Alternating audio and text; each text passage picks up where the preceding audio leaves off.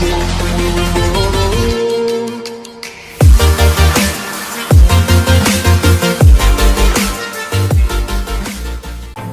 Aidit, Ketua Sentral Komite Partai Komunis Indonesia.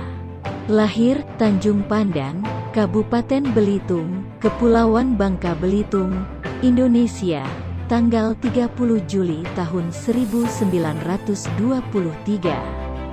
D.N. Aidit atau Dipan Nusantara Aidit adalah tokoh Partai Komunis Indonesia, PKI, yang menjabat sebagai Ketua Sentral Komite, CC PKI.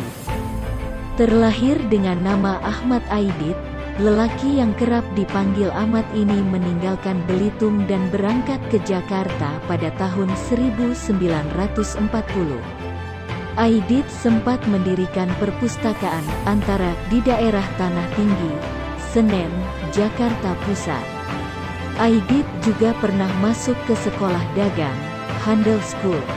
Aidit mulai mempelajari politik Marxis melalui Perhimpunan Demokratik Sosial Hindia Belanda. Mulai saat itu, Aidit mulai berkenalan dengan tokoh-tokoh politik Indonesia seperti Adam Malik, Hairul Saleh, Bung Karno, Bung Hatta, dan Muhammad Yamin. Pada 1948, Aidit masuk Komisi Penterjemah PKI. Salah satu tugasnya menerjemahkan Manifest Partai Komunis karya Karl Marx dan Friedrich Engels. Pada tahun 1954, Aidit terpilih menjadi anggota Sentral Komite, CC, PKI pada Kongres PKI. Kemudian, Aidit terpilih juga menjadi Sekretaris Jenderal PKI. Di bawah kepemimpinan Aidit, PKI menjadi partai komunis ketiga terbesar di dunia setelah Uni Soviet dan Cina.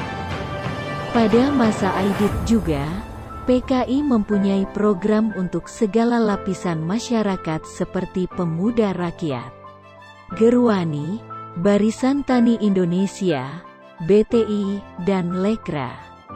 Pada tanggal 30 September tahun 1965 terjadi peristiwa penculikan dan pembunuhan yang dilakukan suatu kelompok militer pimpinan Letkol Untung. Peristiwa yang dikenal dengan istilah peristiwa G30S menuduh PKI di balik peristiwa tersebut dan Aidit sebagai dalangnya. Akibatnya, Aidit diburu oleh tentara.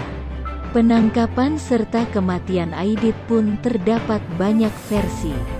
Versi pertama, Aidit tertangkap di Jawa Tengah, lalu dibawa oleh sebuah batalion Kostrad ke Boyolali. Dia dibawa ke sebuah sumur dan disuruh berdiri di situ. Aidit diberikan waktu setengah jam sebelum dieksekusi.